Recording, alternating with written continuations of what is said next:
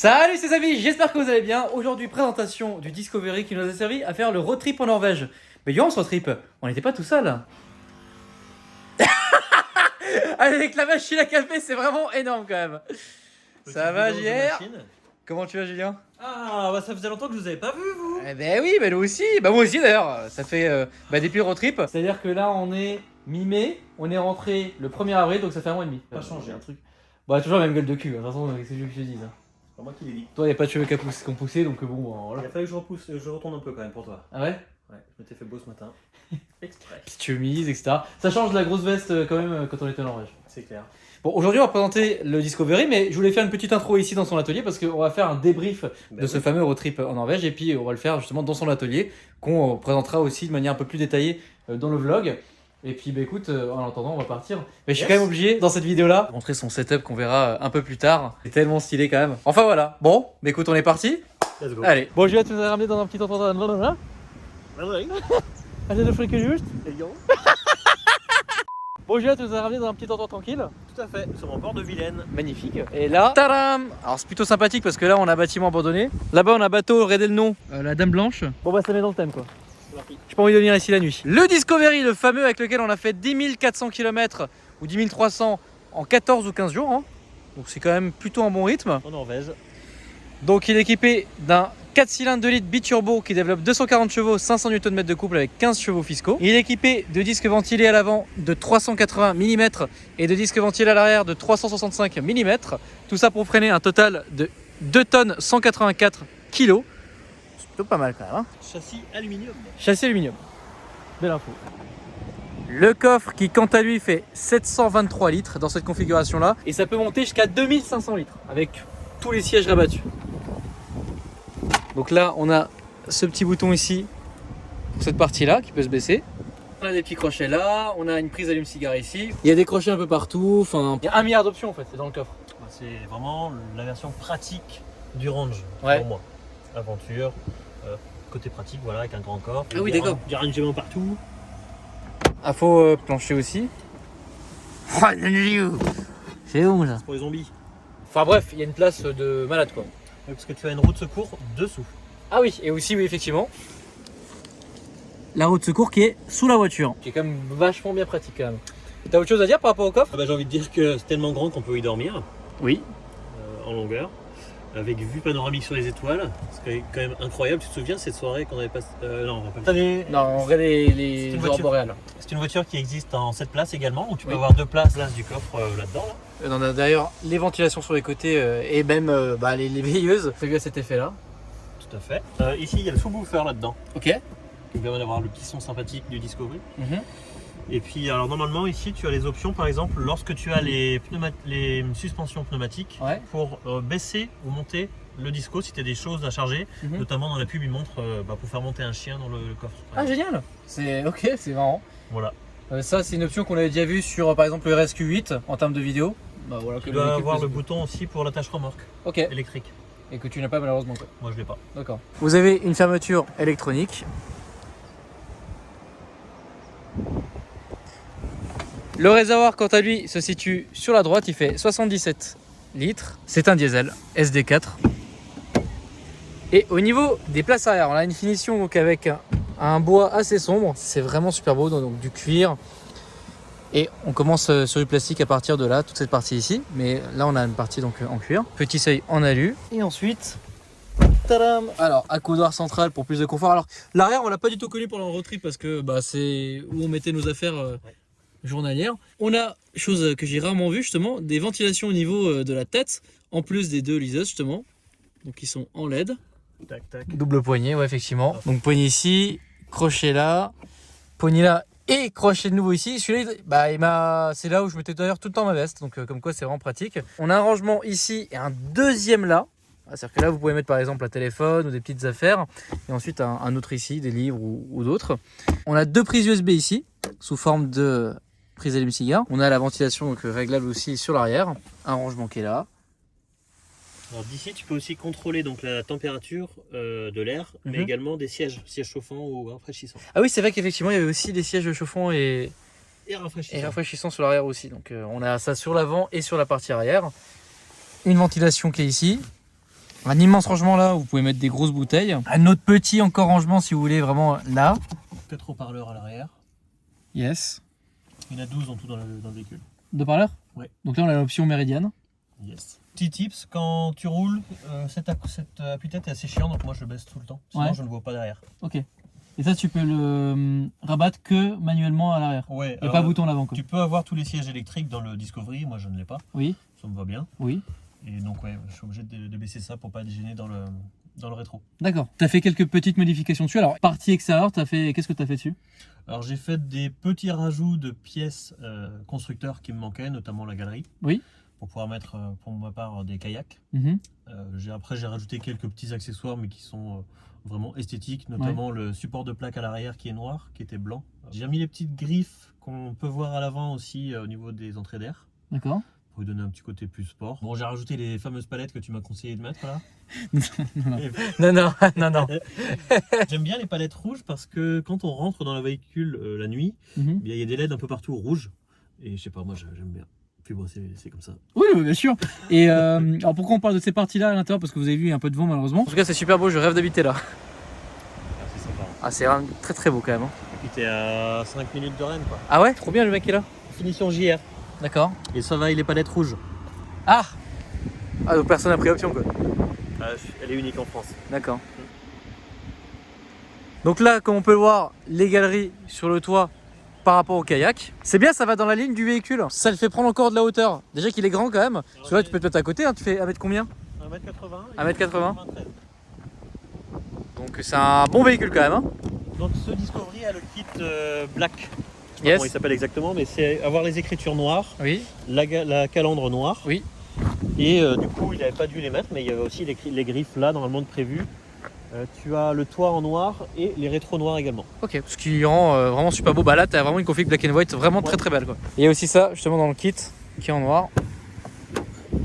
Même chose qu'à l'arrière, donc finition avec un bois sombre.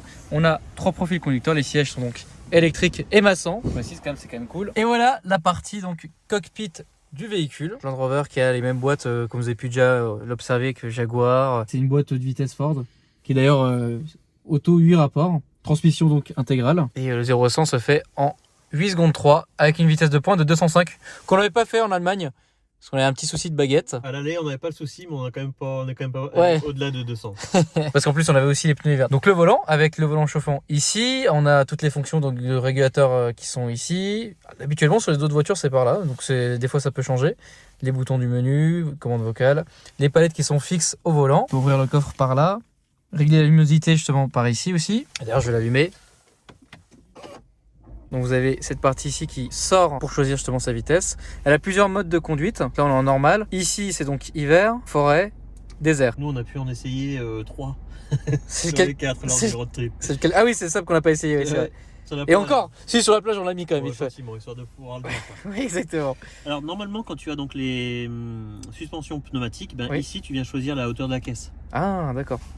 Donc ici c'est tout ce qui est hauteur de caisse. Voilà. Là, que je n'ai pas. C'est vraiment une grosse option qui pourrait manquer si je voulais faire du 4x4. Frein moteur dans les descentes. Le SP, le start and stop est là d'ailleurs, je vais le désactiver. On a un rangement ici. Donc il n'y a pas de chargeur induction dans la voiture. On a une prise allume-cigare en 12 volts ici. Un compartiment secret. Voilà. Bien pratique. Et donc automatiquement il propose de pouvoir régler la ventilation là. Ah oui d'accord, parce que vous voyez que l'écran justement s'éteint ici au niveau des ventilations et là tac. Voilà. Ah c'est bien fait quand même. Hein. Alors j'aime beaucoup l'interface qui est vraiment rapide. Oui. Honnêtement tu cliques, c'est rapide quoi. J'avais peur de tomber sur un truc un peu lent. Bon, je te masse parce que je vois que t'es tendu. Ah ça me fait du bien. Ah là c'est agréable quand même. Mais c'est vrai que l'écran effectivement pour l'avoir utilisé, l'avoir vu pendant 10 000 km, effectivement il est bien, il est simple, ergonomique et rapide. Franchement non pas du tout. Donc une boîte à gants en haut, donc là qui est quand même un peu petit hein. Et là il y a aussi encore une prise allume-cigare 12 volts là. Un deuxième compartiment ici. Ouais, lui par contre il est assez grand. Lui un peu plus gros. Alors petit accessoire rigolo pour mesdames, le fait de pouvoir mettre son sac à main là. Tu peux le poser et mettre la lanière ici. Ça permet de le maintenir. La couleur centrale en fait s'ouvre dans 2 positions. La première c'est celle-ci. Ouais. Donc avec un compartiment on peut mettre des téléphones ou comme là par exemple vous voyez c'est très pratique. Et donc là, il peut s'ouvrir. Donc là, je le fais directement à la main, mais je fais sur cette manière-là. Et donc là, par contre, comme vous pouvez le voir, donc là, on a une bouteille de 1 litre. Et durant le road trip, on a des immenses bouteilles. On peut en mettre 3 ou 4. Ouais. Pas réfrigéré, par contre. Non, mais l'option existe chez Range, bien sûr. avec une 12 volts ici, 2 prises USB ici qui sont en 3.0 comme on peut le voir là. Alors j'ai découvert quelque chose moi depuis. Ah ouais? Et c'est que tu peux le plier comme ça pour l'arrière. Oh génial! Ah bah oui d'accord. Trop bien, hein. Encore un truc qu'on savait pas pendant le trip. J'ai cru que je l'avais cassé ce jour-là, j'étais un peu malade, mais tout va bien. Génial! Le toit ouvrant, les rideaux de toit ouvrant, hop, le petit compartiment qui va bien pour les lunettes qui est vraiment super pratique, je m'en sers presque tous les jours. Une autre chose, c'est qu'on a des accoudoirs en plus du central, donc ici. Alors, on s'était fait la remarque lors du road trip qu'il en manquait un de l'autre côté. Oui, Donc celui-ci était un peu loin par rapport à l'autre. exactement. Donc là, en passager ou en conducteur. C'est-à-dire que là, on a celui-ci ici. Ils sont pas disposés d'une bonne façon. C'est-à-dire qu'il faudrait à la limite en avoir un aussi ici. Bon, après, c'est vraiment gadget. Hein. Est-ce que tu as trouvé d'autres défauts un peu à la voiture? Alors là, on a eu un souci avec les baguettes qui se décollaient. Ça, c'est peut-être un. Je sais pas si c'est un souci d'origine. Il faut savoir que lorsque le pare-brise est changé, oui. Chez Land Rover, ils changent aussi ses baguettes. D'accord. Donc je pense que peut-être que le pare-brise avait été changé et ils ont remis les baguettes. Peut-être que ça n'avait pas été fait chez Land Rover, j'en sais rien. Et donc elles étaient.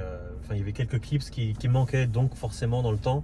Avec des grosses bourrasques de vent qu'on avait eu en plus en Norvège, il y a un moment ça a sauté. Bon maintenant c'est pas le gros défaut du Discovery, non, hein, c'est exceptionnel. Il y a d'autres choses ou bah, honnêtement moi c'est la voiture, aujourd'hui je ne regarde pas les autres voitures quoi. T'as fait quoi, 30 000 km en... Putain en quoi J'ai fait 20 000 km en 3 mois. Oui voilà, donc en fait tu le connais vraiment par cœur les deux véhicules. Ouais, Et aucun souci dessus quoi. Aucune fatigue.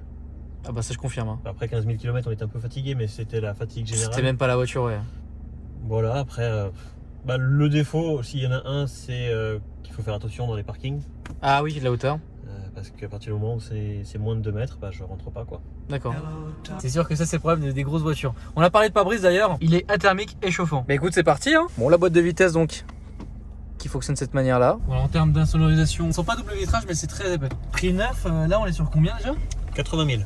80 000, d'accord. J'ai aussi oublié de préciser, mais elle a 15 chevaux fiscaux la voiture. Donc, et d'ailleurs, toi, tu es en plein papier pour la carte grise et pour tout. D'ailleurs, tu as payé à peu près combien pour tout? Pour la carte grise, il faut compter 700 et quelques, 750 il me semble. 750, d'accord. Voilà.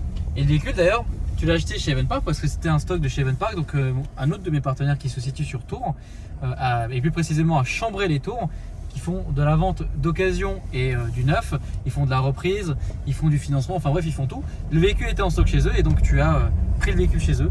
Qui était affiché à combien? Il était affiché à 43 000. D'accord. Donc 43 000 € pour ce véhicule-là. Et donc il a 100 000 km à peu près. Ok. Et d'ailleurs là on est sur la dernière phase où il y a des choses qui ont changé un peu avec, non, il y a une nouvelle phase. Alors, pour les repérer, les feux sont légèrement plus fins à l'avant. Ouais. Mais surtout, à la place d'avoir les 2 griffes que moi j'ai rajoutées, vous en avez 3. D'accord. Donc c'est le moyen même de le voir directement quand vous croisez un Discovery. Alors d'ailleurs les Discovery on en croise rarement. Oui, et ce qu'on croise assez souvent entre guillemets ça va être les Discovery Sport. Et ça c'est quoi la différence du coup finalement entre un Discovery normal et Sport? Alors là on est dans le Discovery, le vrai. Ouais. Discovery Sport, il est plus petit. Oui. C'est pas le même châssis. Exactement. Sur ce Discovery-ci, on est sur le même châssis que le Range Rover. Alors avant moi j'avais une EOS. Oui. Et ce qui me plaisait, c'est que justement les EOS on n'en voyait pas non plus partout. Exactement. Et j'aime bien moi avoir des voitures qu'on voit pas partout. Bon, sauf que là tu es quand même allé sur un véhicule beaucoup plus... D'ailleurs pratique pour toi parce que tu transportes des tableaux, tu transportes plein de gros matériel. Donc tout à fait. C'était légitime. Tu aimes bien barouder et comme là tu as parlé de... Tu vas aller en Corse, ça va faire un road trip. D'ailleurs on pourra te suivre un peu sur Instagram, j'ai artiste. Tout à fait. Et donc tu vas y avoir kayak sur le toit. Et tu veux faire installer un crochet pour le jet ski, c'est ça? Tout à fait. D'accord, bon voilà, donc c'est quand même assez pratique comme voiture. Ouais, avec le Discovery on peut tracter jusqu'à 3,5 tonnes. Ouais. Donc on peut mettre du beau bateau quoi. Donc le max avec un véhicule de ce type là, avec notre permis en tout cas. C'est quand même une bonne chose. Autre chose à savoir, c'est la conso mixte, parce qu'on a pu l'observer vraiment tout le long de ce road trip. Alors, à savoir qu'en Norvège, les routes, elles étaient limitées à combien déjà? 80 ou 100. Ah oui, ou 120, ou 160 des fois. Mais bon bref, en moyenne là-bas on roulait pas forcément très vite, donc on était en moyenne à 8,5 litres, sauf que toi ici en France tu fais un peu de ville et un peu de campagne comme on fait là, et donc là c'est autre chose. Ouais, je fais 30% de ville dans Rennes et 60% le reste c'est l'autoroute tous les jours. Et donc ouais, je suis sur une moyenne de 10 litres, 10-11 litres grosso modo. Ouais, 6 litres annoncé par Land Rover, mais bon, je ne sais pas qui arriverait à faire 6 litres avec cette voiture. Le Norvégien parfait pourrait sans problème, effectivement. Mais sinon je vois pas du tout quoi. Voilà, bon en tout cas après moi j'ai vraiment été satisfait de conduire cette voiture un peu en Norvège et de faire le road trip dans cette voiture là parce que clairement il n'y a eu aucune fatigue. Hein. Moi on était toute la journée, on a passé au moins minimum 8 heures par jour dans cette caisse Et franchement, on était super bien quoi. Les sièges massants. Enfin, franchement, c'est une voiture. Aujourd'hui, tu me dis on va en Chine avec. Je dis ok, il n'y a pas de problème. Clairement. Enfin, je dirais plutôt la Thaïlande parce que quand même elle est chez moi. Mais vraiment, voilà, si vous. Parce que, bon, certainement, si vous regardez cette vidéo, c'est que vous êtes potentiellement intéressé par cette voiture. Franchement, moi je vous dis, foncez, il n'y a pas de problème. En tout cas, sur le confort de conduite à long terme, il n'y a aucun problème. Alors après, moi je suis pas très SUV dans le sens où je trouve que sur l'autoroute, et maintenant je parle que d'autoroute, pas de route de campagne, à 130 par exemple en France, qui sont quand même des limitations de vitesse assez élevées, bah, c'est pas le top non plus. Pareil, quand on était en Allemagne, c'est pas le top. Il y a quand même pas mal de bruit de vent à partir d'une certaine vitesse. Et aussi la consommation, qui je trouve qu'elle est quand même assez modérée pour le poids, la taille. On était sur l'autoroute, oui, une moyenne de entre 10 et 12 litres. Donc je trouve que c'est vraiment correct par rapport à un Edge que j'ai eu avant qui était moins lourd. Enfin bref, je sais pas si tu as des détails encore techniques à donner ou quoi que ce soit par rapport à la voiture. Détails techniques non. Maintenant moi pour dire vraiment ce que j'aime dans ce véhicule, c'est le confort, le silence que j'ai appris à apprécier et le son qui est juste incroyable. Ouais, la musique, ouais. Voilà. C'est les 3 principaux points vraiment ce véhicule. Je te rejoins là-dessus. Franchement, je te rejoins complètement. Je vois pas ce que je pourrais dire de plus. C'est vraiment une voiture que je connais quasiment par cœur parce que je vous dis encore une fois, pendant 15 jours, on l'a saigné. À force, c'est vrai que ce détail d'accoudoir, voilà. Alors celui-là est très bien. Maintenant, ils nous en manqué un sur le côté, pareil pour moi. Mais c'est tout, quoi. Franchement, après. Si, quand même, gros point pour moi, positif, mais qui est lié à mon activité donc d'artiste, je fais les tableaux, c'est que je peux mettre un tableau qui fait 1m30 par 1m30 dans le véhicule sans même le mettre en break. D'accord. Donc je peux le mettre là à l'arrière, ici, là. J'ai encore fait le week-end dernier. Et d'ailleurs, oui, vu qu'on est aussi sur un SUV, c'est vrai qu'il n'y a pas de plancher, c'est-à-dire que la transmission passe directement en dessous sans avoir un tunnel en fait. Voilà. Vu qu'on est en hauteur, donc ça c'est aussi un bon point positif, c'est vrai. Donc là où avant j'étais obligé de louer une camionnette, aujourd'hui je peux livrer sans problème un tableau. Et si tu rabattes tous les sièges, 2500 litres comme on l'a dit avant, donc c'est énorme. Voilà. Donc je peux mettre un tableau qui fait 1m30 par 2 mètres. C'est incroyable. C'est quand même pas mal.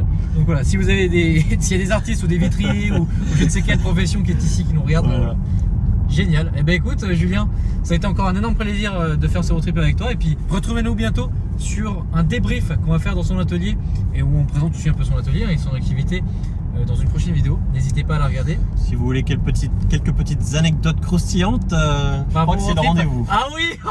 Franchement, venez voir la vidéo, elle sera pas super longue et on racontera des trucs qu'évidemment on n'a jamais, qu'on n'a pas trop osé dire, pas osé faire, ni montrer en story parce que c'était un peu chaud.